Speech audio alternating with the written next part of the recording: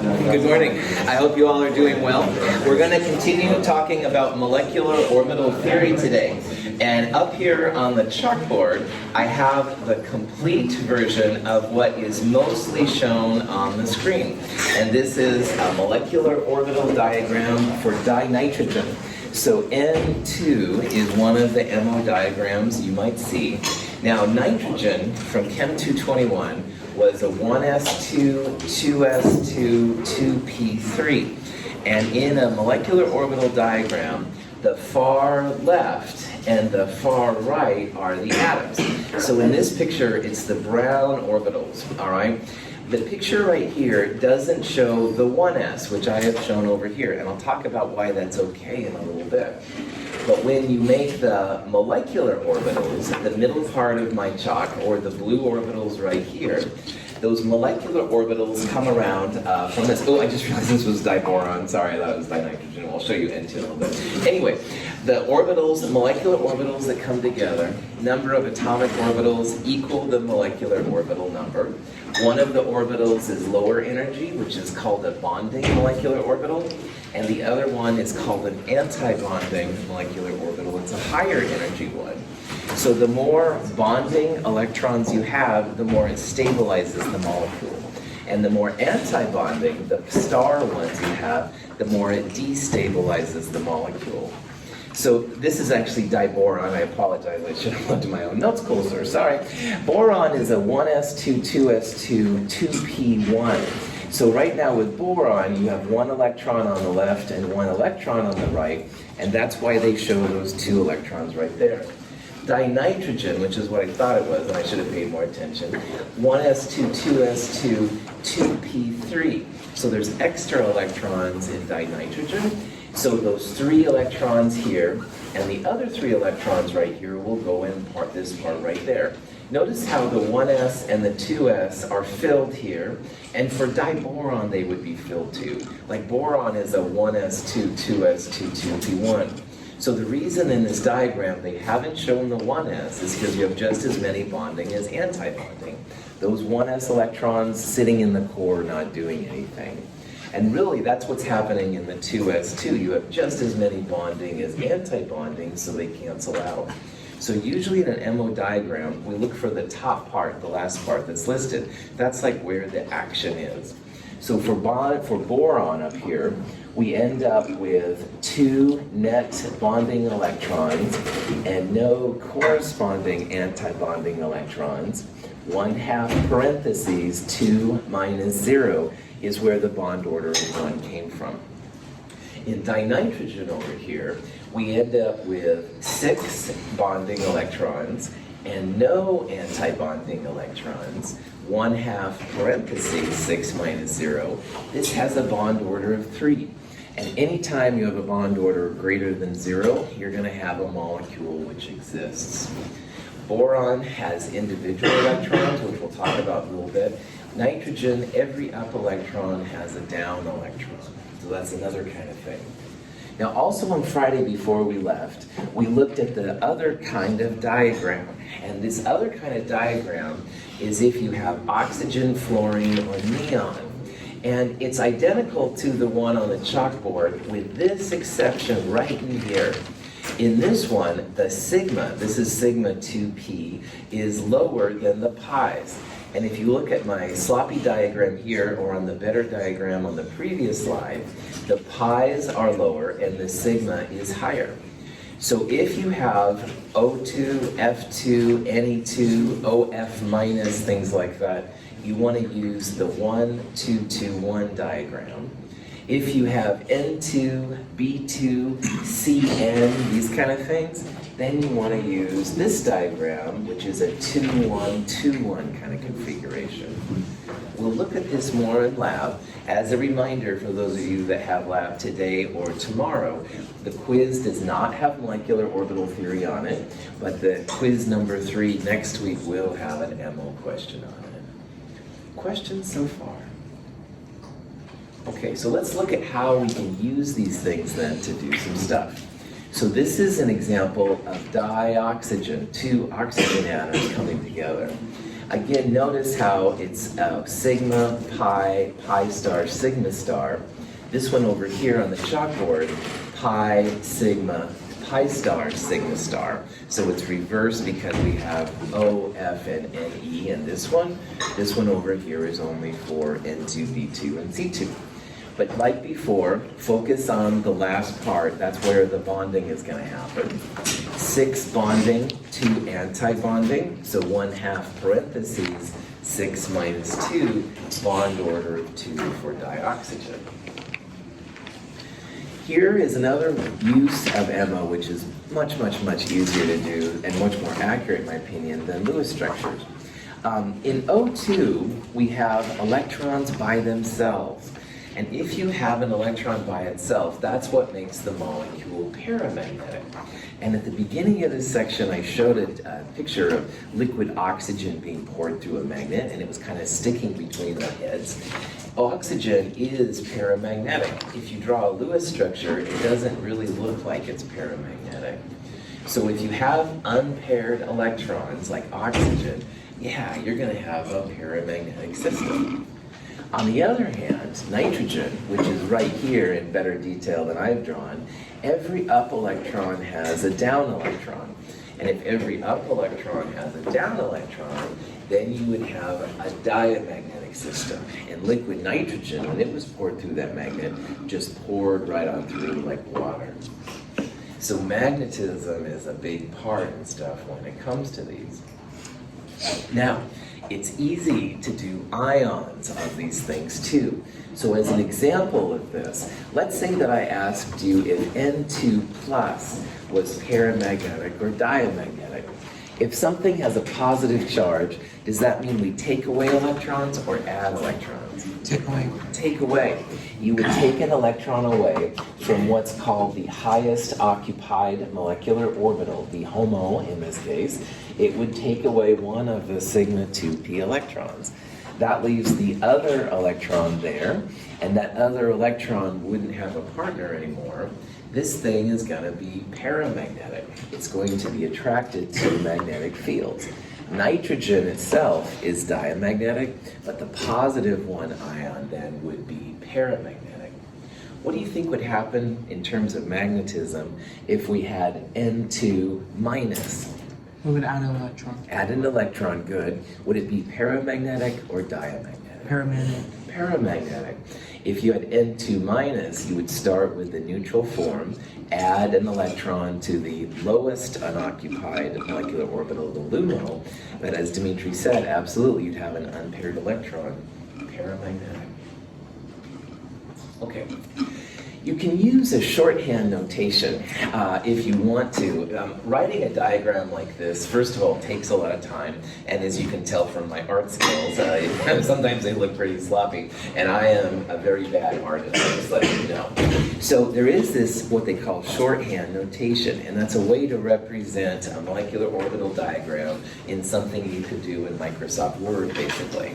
So here's N2 again. It's got the pi 2p electrons and sigma 2p. For N2, this thing right here is what they call the shorthand notation. And the 1s is the core electrons. So you can write core in brackets or core electrons, either way. And then you literally just put the orbitals in increasing energy with a superscript for the number of electrons. And again, the convention is to put the orbital in parentheses and then superscript it. So in this N2 diagram, we have a sigma 2s with 2 electrons. That's what that means. The next highest one would be the sigma star 2s orbital with 2 electrons. Then you can put the pi's together. Those are pi 2p, and there's 4 of them. And then finally, sigma 2p has 2 electrons in it. This would be the shorthand version of writing a diagram like this. On the lab we're doing this week, you can use shorthand notation or the full version. In one section it says, oh, use the shorthand notation. I honestly don't care, but this one is a little bit easier when you get used to it. It's sort of like a condensed version of electron configuration. So Yep, that's right. Exactly. Exactly. Bond order. Another thing that keeps coming back to us. Bond order of N2 plus is what this question is all about. To figure out something like this, I would start with the neutral version of what you're looking at. And up here on the board, I have N2. Here's the shorthand version of it, and either way works. Now, when you take away an electron, which is what positive 1 means, you're going to take it away from the sigma 2p, the last orbital listed. So N2 plus would have all of this, but it would have a sigma 2 plus 1. So if you wanted to find bond order, again, you look for the bonding electrons, you subtract any corresponding anti-bonding electrons, and there are none. So you would take 4 plus 1, because it's a positive 1, 5 minus 0, and half of that, it should be a bond order of 2.5. So you can do all the things that we've done with the diagrams using the shorthand notation. Sometimes people like shorthand, sometimes people prefer the full version. Either way is okay. Interpreting them is kind of important. Any questions? How did you get 5? How they get what? 5. So where does the, if this is plus 1, where does the electron come from? Yeah, and the HOMO, the highest occupied, is this one right here. So now, bonding and anti-bonding, these will cancel out. How many bonding electrons do we have left? We had 6, 4 plus 2. Where did that? Okay. Yeah, there you go. Good. That's right. No, that was a good question, Misha. No problem. Yeah, so the 5 comes from the fact we had 6, we took 1 away and stuff. So, good question. Other questions? Sigma and pi bonds, another fun thing you can do. Woohoo! For these kind of diagrams, you need to know if your electrons are in pi orbitals or sigma orbitals. And for what we're looking at, most of our orbitals are sigma. All right, these are sigma, and the individual ones are sigma. The only pi ones, these are pi star, and these are the pi bonding electrons. But if you focus on just the electrons in those orbitals, you can get number of sigma and number of pi's. And finally, one thing that's going to help you in lab this week, is that always remember that the number of sigma bonds plus the number of pi bonds equals the bond order. And I'll show you examples of that. So let's go back to N2, and this is neutral N2 now. And as we saw earlier, neutral N2, it's got bonding sigmas here, but there's also anti-bonding sigmas. And if you want, you can just cancel all of those out. The bonding and the anti-bonding ones will cancel. These, though, don't have corresponding anti-bonding electrons above them, so the action here is going to be in this one. Now, we've already seen that you take 1/2 bonding electrons minus anti-bonding electrons to find the overall bond order. What's the overall bond order of N2? 3, that's right. 1/2 parentheses, 6 bonding minus 0 anti-bonding, 1/2, 6 minus 0, 3. So the overall bond order is 3. And if we've done this right, the sigma bonds and the pi bonds together should equal 3. So if you look here long enough, these sigma don't have any corresponding anti-sigma. So the number of sigma bonds, 1/2 bonding sigma 2 minus anti-bonding 0, 1 sigma bond. All right? Let's say that Dimitri goes, wait a second, Russell, what about these down here? Great question. You can also include these sigma if you want to. There's nothing wrong with it. So let's do it that way.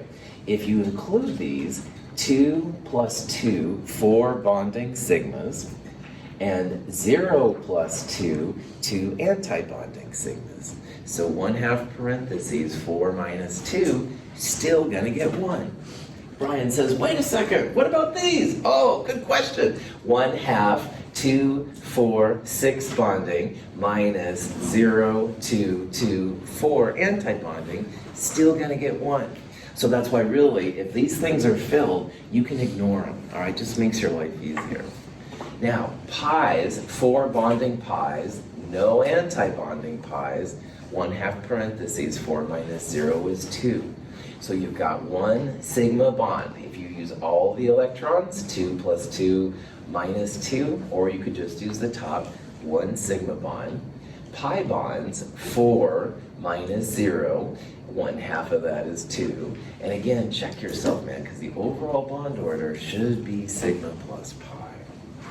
And as a quick reminder, more often than not, our Lewis structures are gonna correlate well with the molecular orbital theory.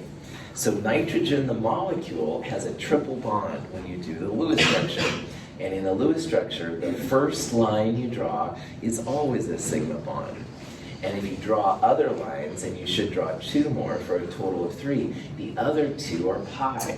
So 1 sigma and 2 pi for a bond order of 3 is what we're seeing in the molecular orbital theory diagram too. More often than not, they correlate. Joseph? The electron is tetrahedral in the electron pair geometry, and since one has Okay, stop right there. This one has a triple bond and a lone pair. So that's 2 clouds, Joseph. It would be linear then. It would be the way I would describe the geometry. Triple bonds and double bonds. It's like earlier, I won't do it for Dimitri, but like the doubles are like bread over the sandwich. So it's like a big cloud, man. All right, so now continue with the question. I don't know what No, oh, Joseph, neither do I. Oh, wait, I'm the instructor. Yeah, don't feel bad or anything like that. Questions are important to figure out how this stuff all works out, Joseph. No worries, man. Other questions? Here is a diagram showing the neutral diatomics when the atoms are the same. So we're going from B2 up to Ne2, and we'll talk about how this all works out. Down here are some interesting kind of correlations with the energy. So B2 had 2 single unpaired electrons, paramagnetic. Dicarbon would be diamagnetic. Here's the N2 diagram we've been talking about. Then you can see you shift over. So the ones on the left have the 2, 1, 2, 1. And that's the diagram you want to use with B2, C2, N2 with those 3. Excuse me, when it comes to the OFNE, then you go to the 1, 2, 2, 1, all right? And so over here then, oxygen, 2 unpaired electrons, F2 would have just a sigma bond, and Ne2 would have a bond order of 0. So you can see how these go. Now, as bond order goes up, 1, 2, 3, and then down to 1. As bond order goes up, these are the bond energies, and you can see that they're increasing as the bond order goes up. So bond energy, which is what bond enthalpy is, increases as bond order goes up. And these are the bond lengths. So I've been also talking about how as bond order goes up, the bond length goes down, and that's what you see. And conversely, on the other side, you can see it getting larger again as the bond order starts to go down. So it's kind of a cool effect to see like what's all happening. It's weird that fluorine is more electronegative than boron. Boron has more stability though. Yeah, right on. The inherent nature of fluorine trying to become like neon, I think, Joseph, is how I would think about it, man. But it is weird. You're absolutely right. So how do you figure out bond length? Cool. There's no way with what we've talked about so far that you could actually calculate these angstrom values. But what we can do, Alicia, is we can use bond order as like a relative guide. So as bond order goes up, your bond lengths will go down. And same thing for bond energy. As bond order goes up, bond energy goes up. So we're just talking about it from a relative perspective right now. If I gave you numbers of 620 and 941, and I wanted you to tell me which one was more likely at C2 or N2, the bond order would imply that probably the larger bond energy would be the one you wanted. That's what we can do. Good question. Okay. You can make ions. We've talked about this a little bit so far, but here's more of it. Here's an example of O2 plus 1. So O2 neutral had 2 pi star 2p electrons, 1 in each box. And if you take away an electron to make O2 plus, now you've got one that's missing right there. You have to recheck your bond order, which is our relative way of finding energies and lengths, and the magnetism sometimes will change too. But again, it's easy, and this is one of the places where MO is awesome. If you can build the neutral O2, then you can make O2 plus, and O2 plus 2, and O2 plus 3, or O2 minus 1, and O2 minus 2. It's pretty cool how you can make the ion charges and stuff pretty easy. Those structures, that would be really difficult to do. If you had a question about O2 minus, you would again start with the neutral version of O2, and you'd add an electron. And electrons always get added to the lowest one they can. So the lowest ones in this case would be a pi star 2p, all right? So you place the extra electron literally at the lowest one you can get it. You wouldn't put it up here until everything here was filled. More or less stable. If you're adding an anti-bonding electron, that's not going to make the molecule stable. It's going to make it more stable. If you add the electron to a bonding orbital, it should be more stable. So the bond order for that would be rho negative, O2 negative would be 2. Ooh. So right now, this is O2 neutral, all right? And the bond order, 1/2 6 minus 2 would be 2.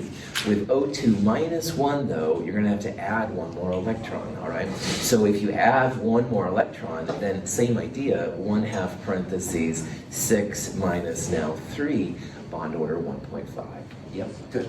You're saying it. When light strikes an object, part of the light is reflected. In the eye, electrons in rhodopsin move from a pi bonding orbital to a pi anti-bonding orbital. One of the molecule's double bonds turns into a single bond, allowing rotation. The double bond then reforms, and the molecule locks into a new shape. The change in shape triggers a nerve impulse, and we perceive light. This is a pretty cool explanation and application of what we've been talking about. So again, I'm not an expert on anything to do with the body, but apparently the color red is, we use this thing called rhodopsin to see it. And what happens is when light comes into our eyes, there's a double bond in this molecule, and it's just of the right energy that it essentially breaks the double bond. It's not really breaking it. What it does is it gives enough energy so that one of the bonding pi electrons can jump up to the anti-bonding pi orbital. So if you have just as many bonding as anti-bonding, it's like breaking it. And what happens is that rhodopsin thing twists around into this form, what they call meta-rhodopsin. And as it twists, that electron, which wants to go back home, goes back to the bonding orbital, and it reforms the double bond. But it's in a new location. So twisting the double bond activates a nerve impulse, which we use to see red. So it's kind of cool. There's a lot of things like this where the difference between the highest occupied molecular orbital, the HOMO, and the lowest unoccupied molecular orbital, the LUMO, this little energy gap is very sensitive to things that we use in our bodies.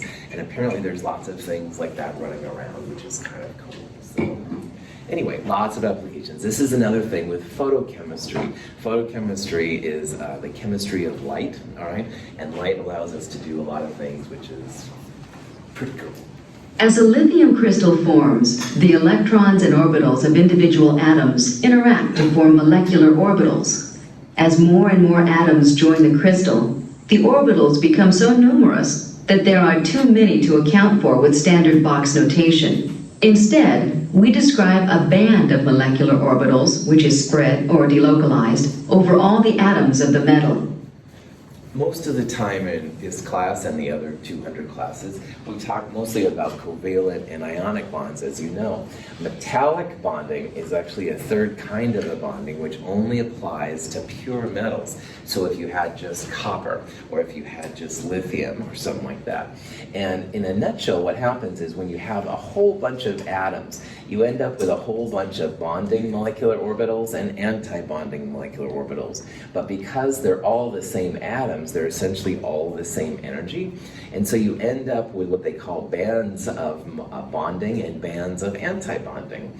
And things like that can be used to explain like why things don't melt really easily. These electrons kind of flow over the metals and stuff. And also metals conduct electricity really well. So like through copper wires and stuff like that. Electrons come in this side, and through this band they kind of flow to the other side. It's a really cool thing, and if you ever get a chance to study metallic bonding, it's pretty cool. The sea of electrons is something we'll talk about a little bit later. But anyway, that's kind of it for MO theory. All right, MO theory can be used for a lot more things. This is an example of what's called an organometallic complex. It's a metal with a carbon bond, and again, you use just lots of bonds to figure out where the atomic orbitals, if you will, combine to make the molecular orbitals. A bit more challenging, but one day we'll have that TI 2000 calculator. It should be pretty sweet. But in the meantime, let's move on. So, we have been building to this next chapter, all right? All of the Lewis structure stuff, all of the Vesper, and even the MO stuff has been building up to this chapter, which is what I call the organic chemistry chapter. We're skipping and going to a different one, a different chapter. Esther, we were talking earlier, it's actually chapter 20, not chapter 9. My apologies for not catching that earlier, man. I'm still waking up. But anyway, organic chemistry is a huge part, not just of chemistry, but of life itself.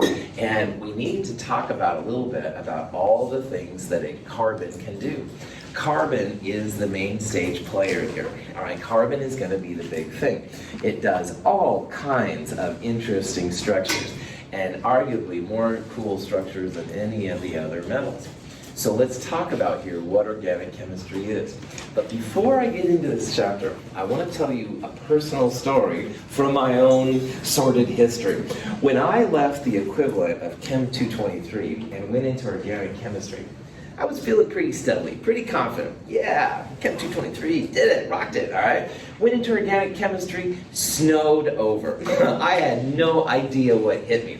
I thought that an alkane and an alkene were the same, and ethers and ethanol and alcohols were just different things. And I had a teacher with a little bit of an accent, and I thought she just wasn't pronouncing it right. Boy, was I wrong, all right? So organic chemistry definitely knocked me down, and it took me a while to kind of scramble back up again. And I always thought, you know, if I ever teach this class, man, I do not want what happened to me to happen to you. So the whole genesis of this section, which isn't often taught at the Chem 220 level, I'll be honest, is just to, if you're going to go to OChem, you won't be snowed over. I'm going to introduce the different types of compounds you'll see.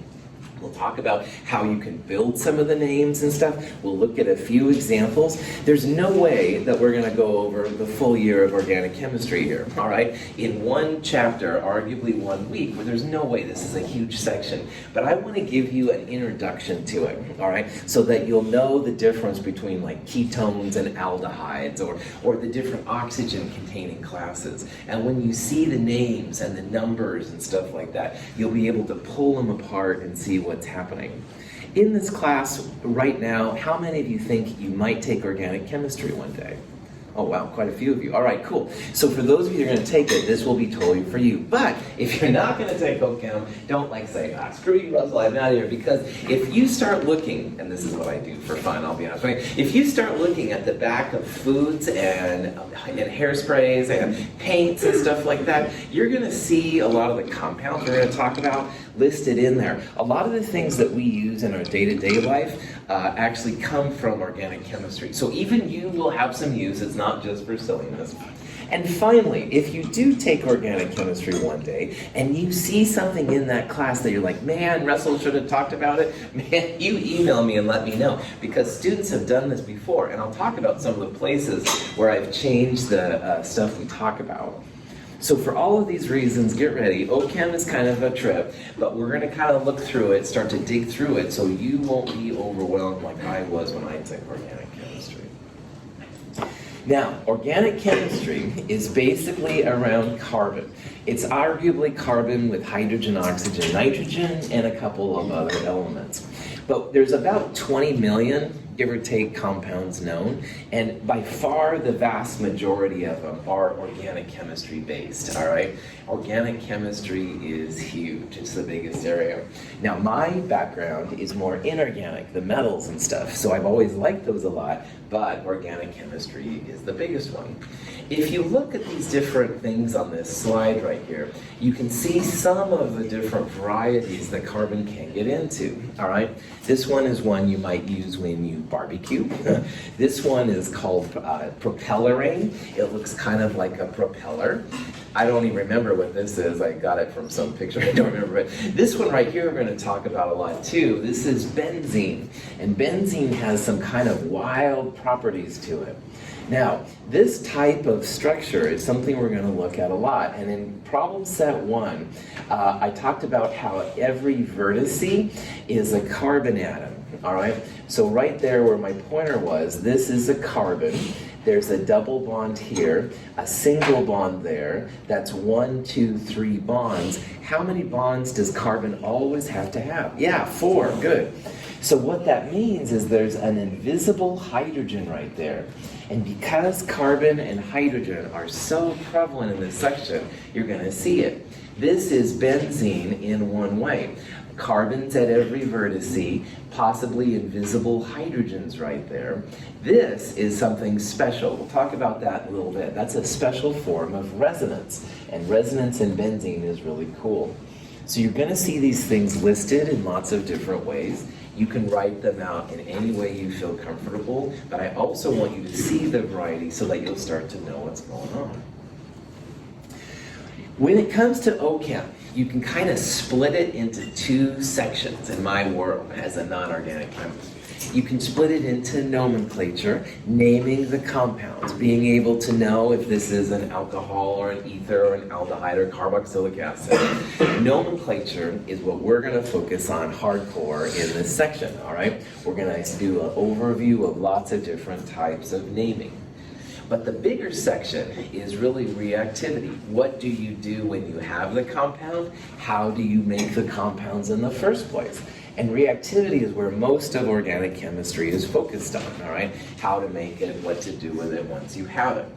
So in Chem 222, we're going to focus mostly on naming things. I want you to see the types of families you're going to run into in organic chemistry. They're different than the things we've seen so far in like Chem 221. I'll show you a couple of examples of reactivity so you can kind of see what you can do with these things. Any questions? Okay. Alkyl groups are the foundation, in my opinion, of organic chemistry. And I think of these as like little tiny Legos. And the Legos themselves aren't that exciting, but when you put the Legos with other Legos, you make more interesting things. So the day I saw this like International Space Station Lego set, and I was like, oh, drooling. But anyway, the Legos themselves would have to be tons of little pieces, but you put them together to create something beautiful. Alkyl groups are kind of like that. Alkyl groups are like Legos without anything else next to it. Now, the simplest of the alkyl group is called the methyl group, and methyl is something we're going to see a lot. The methyl group is CH3. Now again, remind me, because I have a short-term memory, how many bonds does carbon like to have? 4, right on. A methyl group has 3 of the 4 bonds connected to hydrogen, all right? But there's like one more spot left. So a methyl group isn't a chemical unto itself. You can't like have a bag of methyl or something like that.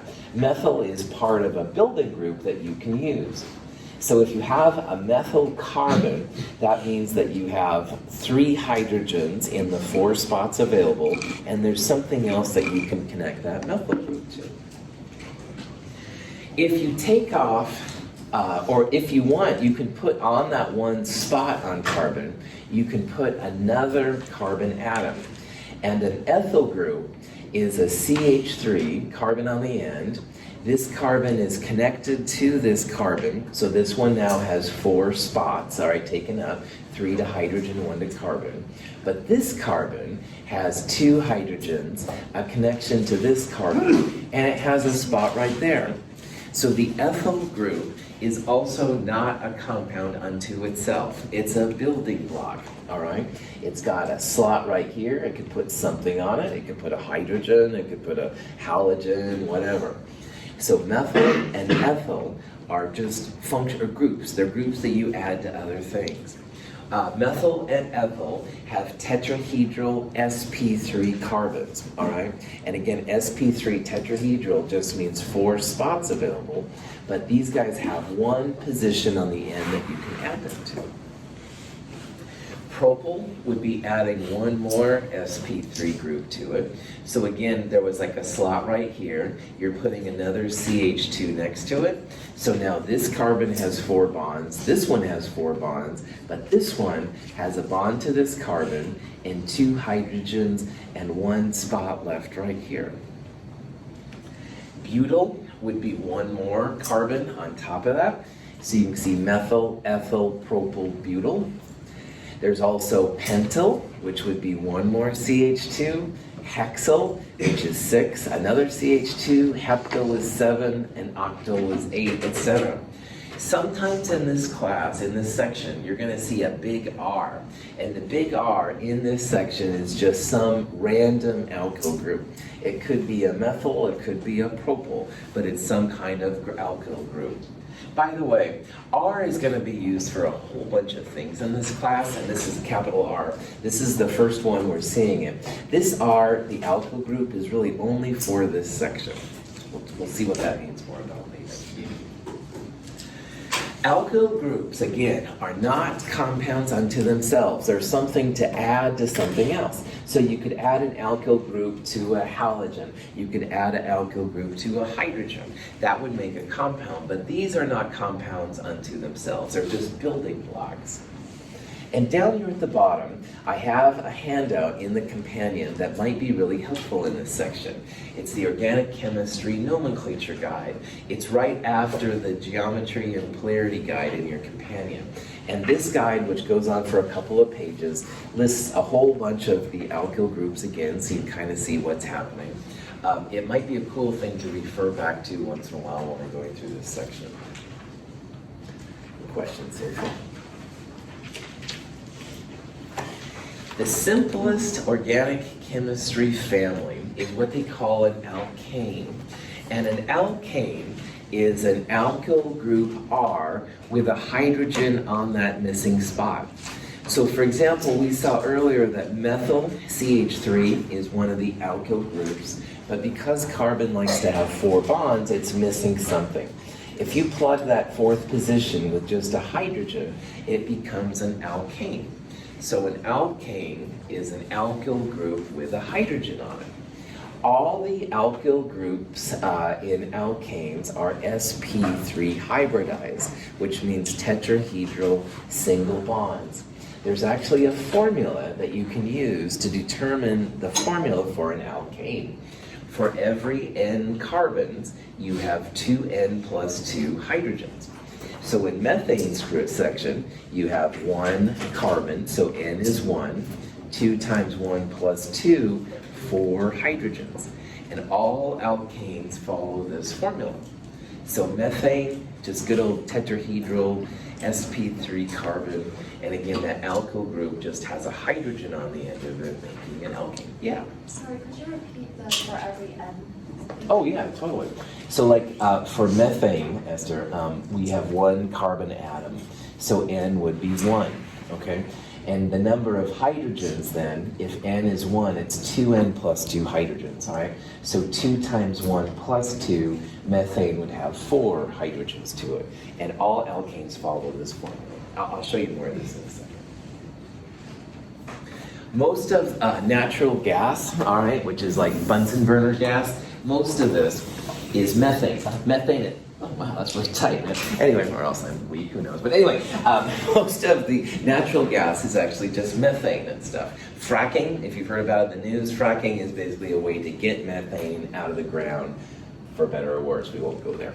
The next alkane in the series, though, is just not using methane or methyl groups. It's using an ethyl group. So an ethyl group we saw earlier was CH3CH2. And like methyl, it needs one more thing to make it complete. All right, carbon having 4 bonds is really important. So ethane is an ethyl group with a hydrogen on the end of it. If you take the YL off ethyl, you get F, and add ANE to it, that's where ethane comes from. Now the formula still works here like Esther talked about. This is a 2-carbon alkane. So in this example, N is 2. So the hydrogens 2N plus 2, 2 times 2, 4 plus 2, 6 hydrogens total. And again, all the alkanes will follow this phenomenon. Yeah. I remember back in middle school or in high school, we learned that the anes, the enes, and the ines, they represent bonds. Yeah. The number of bonds in Yep. the molecules. We're going to talk about the enes and the ions coming up. If you can't wait for me, go to the Organic Chemistry Nomenclature Guide, and there's some of the sections in there. But yeah, we'll talk about those too. Good, good. Dimitri, see you in the future. Propane. Oh yeah.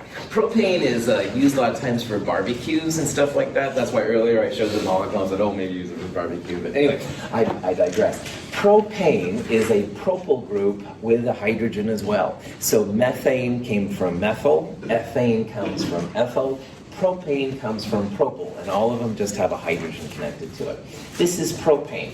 Every carbon, tetrahedral / sp3. Again, notice all the carbons, 4 bonds. The joke is if you can count to 4, you can do organic chemistry.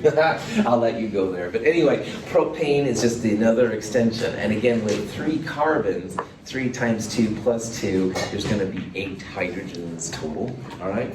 So propane is, I'm sure, something that you've used. Butane is probably something else you've used as well. Butane is used in cigarette lighters, all right? And I'm sure, just say no, kids, do it at concerts or whatever, maybe you light up, you know, anyway, it's legal, 420 legal in Oregon, but whatever, cigarette lighters and stuff like that. If you've used one, usually those are butane sources. Butane is a butyl group with a hydrogen, all right? So again, a butyl group, CH3, CH2, CH2, CH2, 4 carbons with that 4th position with a hydrogen. And again, with 4 carbons, 4 times 2 plus 2, 10 hydrogens total. All the alkanes will follow this, and that's kind of a cool thing.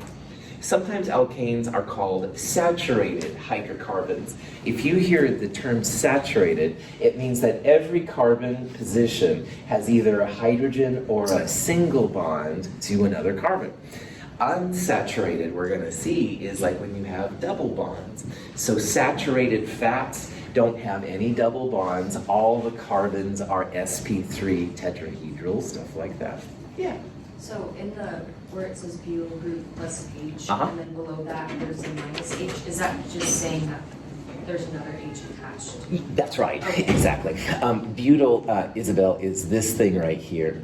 And this thing needs like one more slot on the end of the carbon. So adding the hydrogen there is, it's my cheesy way of telling. Yeah, you nailed it. Good. Ask these kind of questions. Yeah, Esther. How does carbon affect it from going gas to liquid?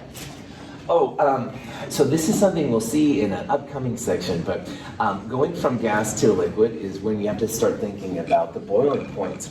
And boiling points is kind of like taking a molecule and shoving it in the air, all right? So Esther, I think you're very light. I could probably push you in the air, but someone tried to push Pizza Boy and me, it would be harder because I have more mass, all right? So molecules are kind of the same way. Lighter molecules are easier to get into the air, easier to boil. The heavier ones are that. So starting with pentane, you start to see liquids, because pentane, the next alkyl group, is heavier, all right, and butane is still light enough to push in the air. We're going to talk more about boiling in the next section and stuff too, so hold that thought. We'll get to that eventually too. Good question. Other questions? Yeah. Are they still building blocks, or they are just molecule now? Right on. These are true molecules, all right? The butyl group is like this whole thing without this hydrogen. And it's really important that carbon has 4 bonds around it. So if you try to draw the Lewis structure of the butyl group, you'll be like missing one piece, okay? So yeah, but when you add the hydrogen to make butane, this is a compound, like all the carbons have it. butane, like I said, is the stuff in a cigarette lighter, but a butyl group, you couldn't have like a bottle of butyl, all right? You'd have to add a butyl to hydrogen or something like that. Good. So yeah, so the alkanes are true compounds, all right, like the natural gas right there. The alkyl groups are just the building blocks. How much does the carbon without the hydrogen want that hydrogen? How much does it want it? Oh, pretty much. Carbon, all the Lewis structures we've drawn, carbon had to have 4 bonds. Like boron can have less than 4, but carbon has to have 4. So it would be very high, would be my cheesy answer to your good question. Cool. Other questions? These are good things, man. Okay. If you look at this one long enough, though, all right, this is C4H10, so 4 times 2, 8 plus 2 is 10. And the way I've drawn it here, all 4 carbons are kind of like in a line. Not literally a line, because it's tetrahedral. This leads up to something really interesting. But for right now, I forgot about this question, so sorry. Which of these compounds here could be an alkane? And this is where the formulas can come in really handy. And as a scientist, if I know that this is the formula of an alkane, I can look through these for this CnH2n plus 2 orientation. So for example, C2H4, N is 2, so 2 times 2, 4 plus 2, I need C2H6 for that to be an alkane. So the ratio of carbons to hydrogens we can use to figure out which one is an alkane. C5H10, do you think that's an alkane? No. No. Hydrogen to carbon is a 2-to-1 ratio. That's not 2n plus 2, so that's not going to be it, all right? Nothing with oxygen is going to be an alkane. This isn't even close to a 2-to-1. However, if you look at this one, 14 is carbon, so N is 14. 14 times 2, 28 plus 2, aha, that one is an alkane. So number 3 here, you can identify as an alkane. I've never dealt with C14H30, but I know that it's an alkane just based on the formula. And that's kind of a cool thing as a chemist. Yeah. Could you ever like reduce those numbers, like divide by 2 and still be the same? No. We're going to see that these things have discrete structures, and you actually have a combination of possible structures from them. When you do an empirical formula, molecular formula analysis, you would get like CH2 for both of those, and you could then expand it into whichever one it was. But yeah, at this level, try not to do that. We'll get ourselves in trouble. Good question. But we do that. Like, if you brought me C5H10, right? I don't want to smell it and figure out what it is. I'd have to do the empirical formula, molecular formula, and then I would get CH2, and I could expand it to C5H10. Good. Okay. C4H10. Isomers was a question on the last lab that's due this week. And isomers start becoming really important when it comes to organic chemistry. That butane, which is sometimes called N-butane, we'll talk about that in a little bit. N-butane, like I said, is C4H10. And you can rearrange that formula into this thing. Now this compound has a 3-carbon chain, a propane, and a methyl CH3 group on top of it. Both of these compounds are the same formula, C4H10, all right? But they are going to be different. Now back to what Esther asked about boiling. The polarity of these two is going to be different. And polarity is one of the things that affects boiling and melting. It can also affect things like reactivity. So in organic chemistry, you must be aware that a lot of them with the same formula are going to have different structures. This is also what Alicia was asking about too. Sometimes the same formula can be a totally different compound, and this is like an example of what we're seeing. So we need to be able to talk about organic chemicals using a correct naming system. And we're going to talk about how in organic chemistry, longest chain and shortest number, super important. Pentane is C5H12.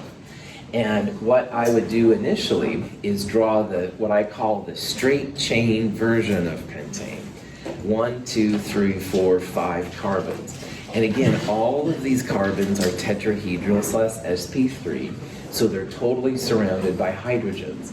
But you can also take a methyl group and put it on the middle.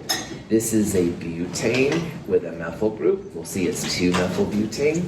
And you can even have 2 methyl groups off a central carbon, making 2,2-dimethylpropane. Now, all of these are isomers of the C5H12. And so the next section we'll talk about, more on Friday than right now, is how to name them. Smallest number, longest chain. It's going to be our mantra right there. Cool. So you can, but if you rotate it around, the 3 would be the same as 2. I'll talk about this more on Friday. I'm running out of time now, but on Friday I'll come back to your question. All right, cool. So more OCAM on Friday. Have a wonderful day.